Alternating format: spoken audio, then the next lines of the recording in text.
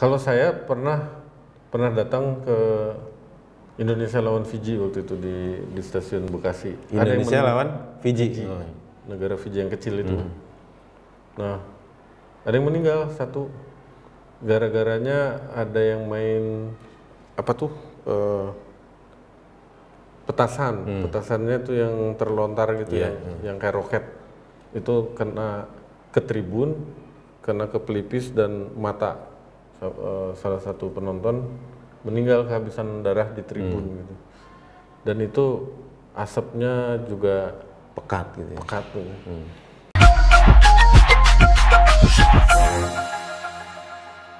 Assalamualaikum warahmatullahi wabarakatuh. Waalaikumsalam warahmatullahi wabarakatuh. Gimana Kang? Sehat kabarnya? Alhamdulillah Kang Imam. So, saya sapa dulu penonton pemirsa KitKat yang dirahmati Allah. Kita akan bahas sesuatu yang masih tetap jadi primadona berita ya hari ini, yaitu tragedi Kanjuruhan yang menewaskan, kalau versi media itu 127 orang tewas ya. Memang sebetulnya ada beberapa versi, dan berita ini ternyata sudah sampai ke luar negeri ya. Misalnya ada fans Bayern Munich ya kasih sindiran ke polisi soal tragedi ini. Kemudian ada juga pemain Liga Champions mengheningkan cipta untuk tragedi Kanjuruhan. Kemudian sudah dilakukan juga, fans Arema itu melakukan sholat goib bersama-sama gitu, bersama TNI juga gitu. Terus ada pemain Arema yang ditawarin jadi TNI juga. Oh gitu. Tapi nolak karena mau jadi wira swasta katanya gitu. So, ayo kita bahas nih Kang Tisna. Ya, ini memang sangat memilukan ya. Bagaimana suatu pertandingan sepak bola yang harusnya suasananya menyenangkan gitu, pulang dengan gembira, tapi justru malah mencekam dan mengerikan gitu ya. Dan sekali lagi ini terkait masalah nyawa nih gitu. Oh, manusia. Ya kan? Dalam Al-Quran surat Al-Maidah ayat 32 Allah Subhanahu wa taala berfirman, A'udzubillahi minasyaitonirrajim, bismillahirrahmanirrahim. Man qatala nafsan bi ghairi nafsin aw fasadin fil ardi faka'annama qatalan nasa jami'a. Jadi barang siapa yang membunuh seseorang ya, bukan karena orang itu membunuh orang lain atau karena orang itu membuat kerusakan di muka bumi, seolah-olah orang itu sudah membunuh manusia seluruhnya gitu, di muka bumi ini. Artinya begitu besar apresiasi Islam terhadap nyawa seseorang gitu, seperti itu ya. Jadi kemudian meskipun ayat ini memang diawali dengan bahwasanya ini adalah ketetapan bagi Bani Israel, tapi para ulama, mufassirin termasuk para sahabat itu menggunakan ayat ini secara umum ya. Artinya dalam Islam sekalipun sama seperti itu. Jadi kita harus berhati-hati gitu terkait nyawa ini gitu. Apalagi kemudian sampai ratusan seperti itu ya.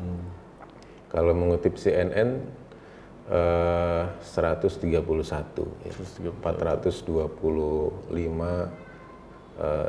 korban luka ya gitu. Artinya cukup banyak.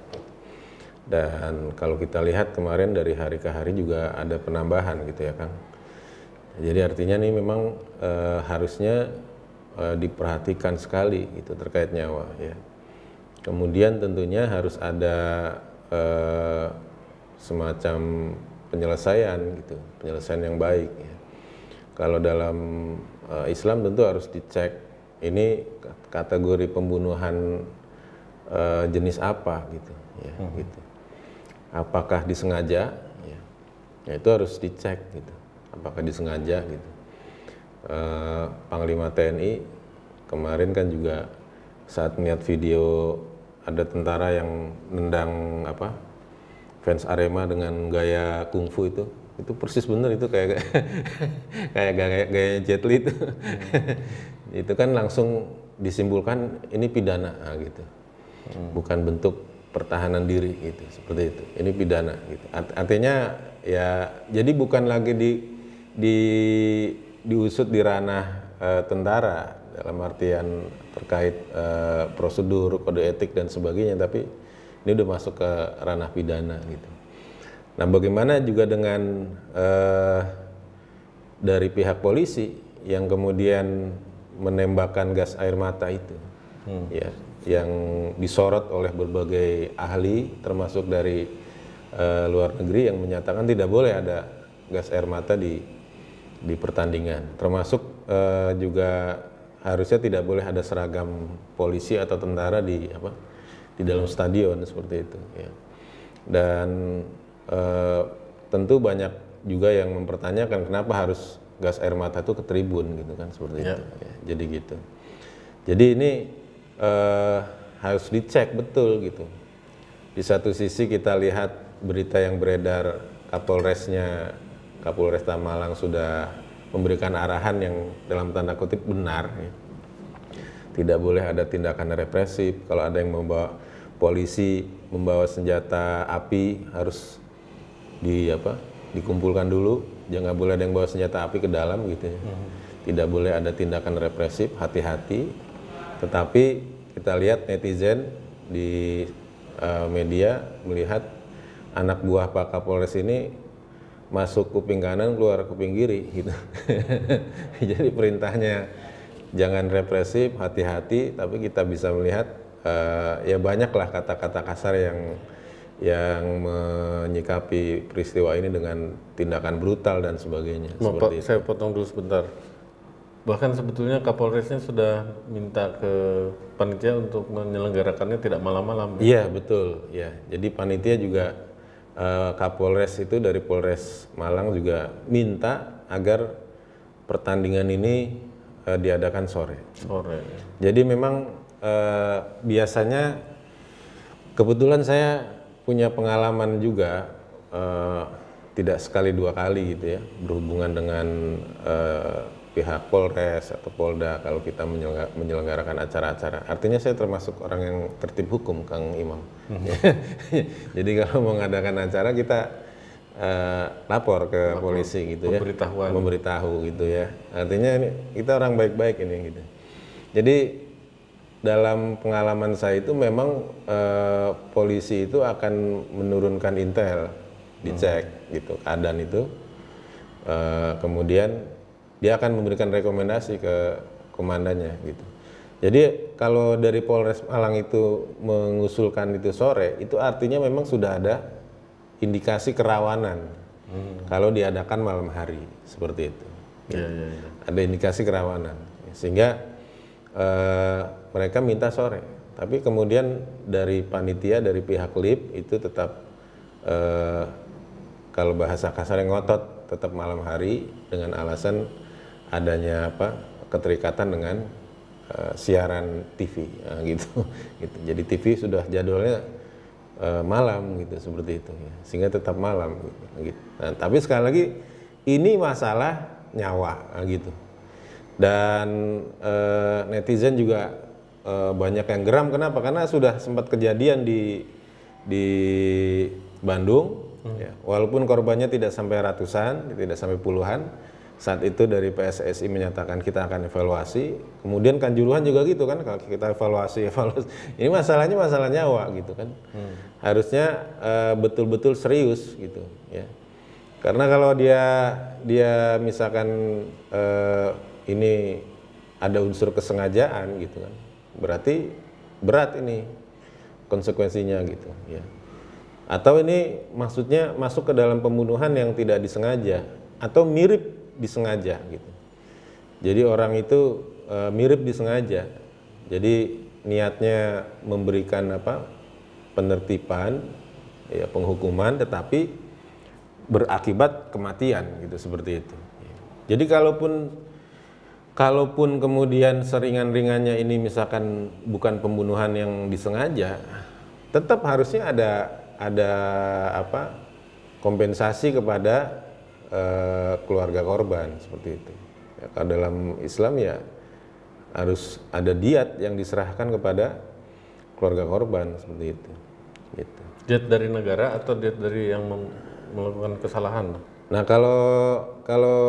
nah nanti tentu dikembalikan pada hasil penyelidikan gitu. Ini kesalahan mutlak di mana gitu.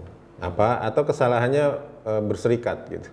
Kesalahan bersama dua pihak, misalkan PSSI dengan LIP misalkan, atau dengan pihak polisi ya gitu, seperti itu. Jadi ini yang bertanggung jawab nanti untuk memberikan diat kepada keluarga korban seperti itu. Jadi sehingga urusan nyawa ini jangan main-main gitu. Jadi satu nyawa saja itu diatnya 100 ekor onta ya, dengan diantaranya harus ada yang bunting gitu. Itu mahal gitu. Beberapa tahun yang lalu saja sudah lama tuh kasus TKI Darsem itu itu diatnya 4 miliar gitu. Gitu. Artinya kalau seperti itu kan memang waduh gitu, mungkin dari PSSI atau dari panitia mikir-mikir gitu. Kali 130 kali 131 ya, 125, 127 itu ya. Gitu. Jadi harusnya dia kan kalau pola pikir hitungan material gitu. Akhirnya dia membuat dia mikir-mikir juga masalah nyawa gitu. Gitu. Terlepas kemudian ya tadi nyawa itu nggak bisa diganti. Orang yang kita cintai, yang kita sayangi, jadi tulang punggung keluarga dan sebagainya, kalau sudah meninggal nggak bisa digantikan dengan siapapun kan gitu. Kayak begitu ya. Kemudian yang kedua Kang Imam, kita lihat budaya malu di negeri ini udah benar-benar terkikis gitu ya. Maksudnya gitu. Gimana nih? Budaya malu nih gitu. Ya jadi harusnya dengan begitu parahnya korban yang berjatuhan, kemudian ini disorot media internasional gitu. Bahkan kan sehari setelah kejadian ini kan di liga-liga di Eropa sudah langsung melakukan kalau kita menghentikan cipta gitu ya sebelum dimulai pertandingan. Artinya perhatian dunia ini luar biasa gitu.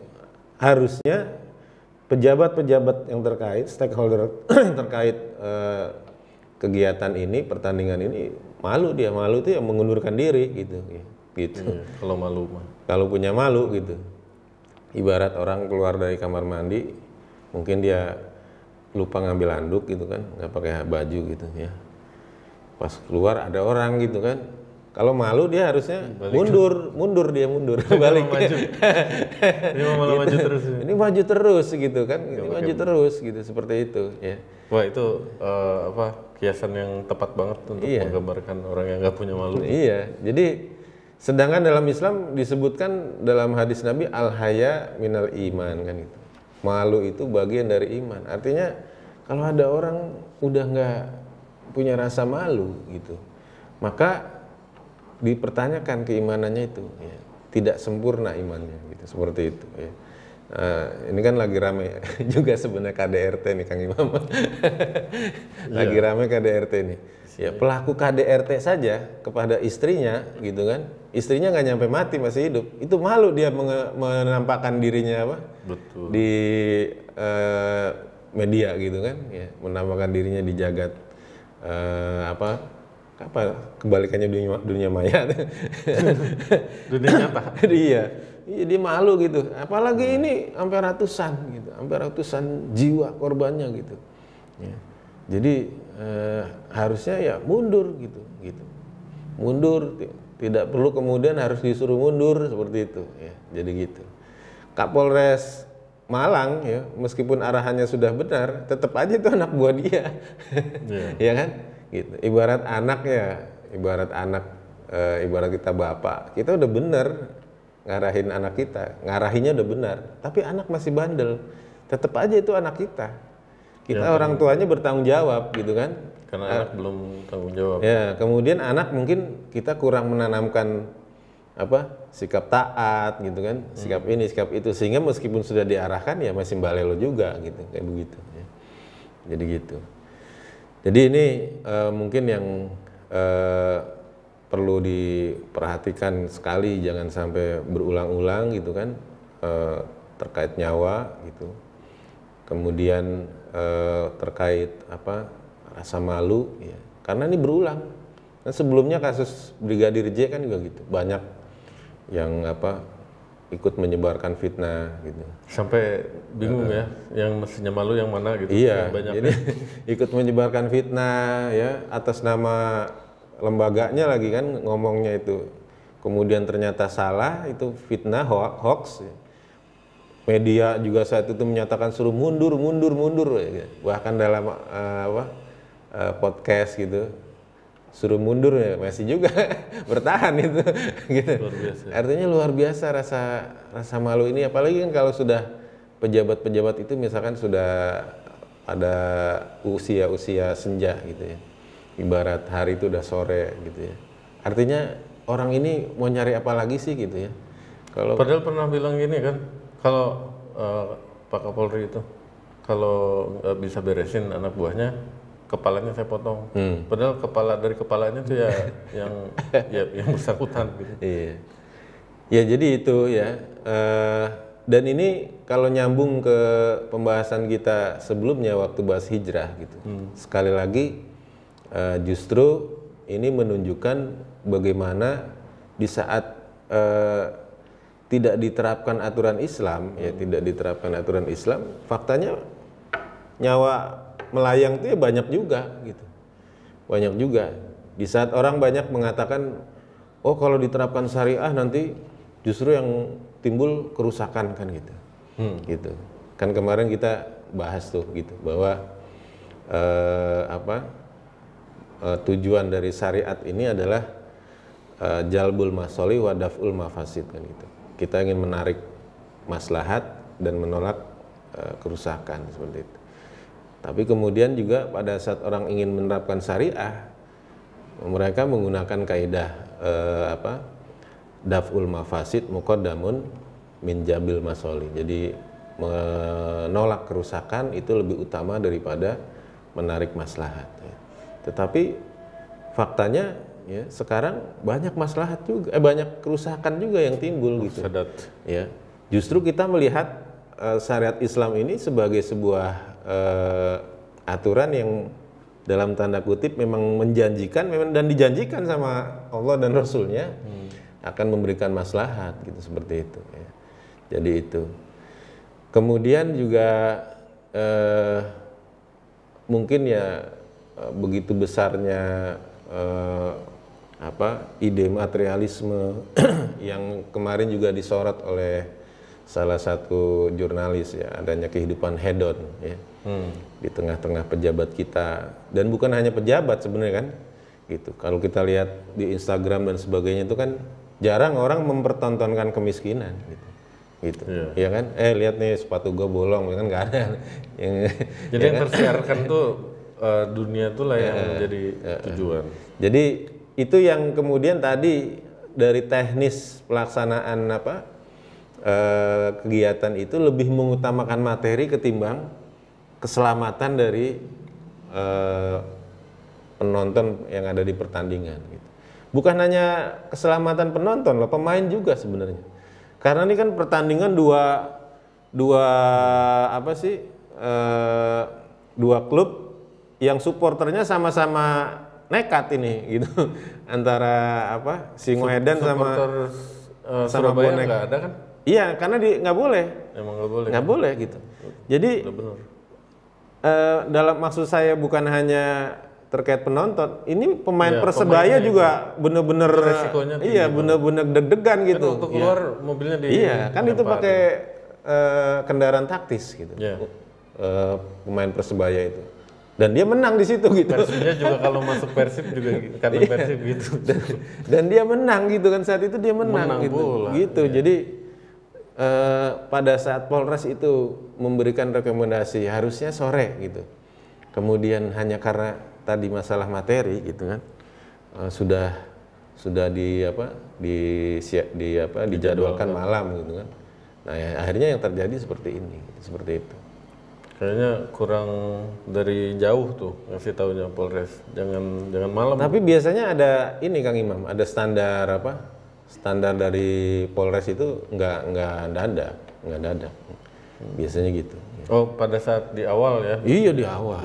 ada standarnya itu. Jadi nggak, kalau kayak kita misalkan menyelenggarakan kegiatan keramaian itu ke polisi itu selambat-lambatnya itu H-3. Ya, selambat-lambatnya H-3. Apalagi ini kan istilahnya event besar di sebuah stadion besar, pasti lebih lama lagi ininya persiapan dan komunikasi dengan polisinya seperti itu. Ya, saya bisa membayangkan gitu secara pribadi. Terus yang kemudian saya bisa mengerti kenapa ada SOP tidak boleh ada gas air mata di stadion. Itu kita bisa bayangkan kan, tribun itu bentuknya kayak mangkok. Jadi angin itu memang nggak mengalir gitu. Itu di stadionnya, apalagi di tribun yang banyak orang, terus banyak halangan-halangan berupa bangku gitu. Orang yang tadinya duduk-duduk diem nggak ricuh jadi panik gitu. Ya bisa dibayangin itu mah kayak tragedi Mina mungkin gitu ya, atau tabrakannya dua rombongan yang berdesak-desakan saling menginjak-injak gitu. Oke, ada lagi closing statement mungkin? Ya, sekali lagi tragedi Kanjuruhan ini adalah tragedi yang terkait nyawa, ya, sehingga harus betul-betul diperhatikan, ya. Dan justru dalam Islam nyawa ini begitu diperhatikan dan diberikan perhatian yang besar, sehingga salah satu solusi, ya, agar ini tidak berulang-ulang, ya, harus ada upaya untuk kita bersama-sama menerapkan aturan Islam di negeri ini. Yang sekali lagi tidak ada norma yang bertentangan dengan Islam, ya. Harusnya kita menyambut baik gitu ya, menerima baik dengan baik solusi-solusi dari Islam yang bisa membantu menyelesaikan problem yang ada di negeri ini, ya. Mungkin itu yang kita bisa ambil hikmah, ya, dari Kanjuruhan ini. Kita juga menyampaikan ya dari MNF TV dan KitKat program ini menyampaikan bela sungkawa yang sedalam-dalamnya ya terhadap keluarga korban, dan kita menyayangkan ini terjadi, mudah-mudahan tidak pernah terjadi lagi yang seperti ini. Kita turut menyampaikan simpati dan turut berduka cita. Ya. Baik, untuk itu seperti itu dulu episode kali ini tentang Kanjuruhan. Assalamualaikum warahmatullahi wabarakatuh. Waalaikumsalam warahmatullahi wabarakatuh.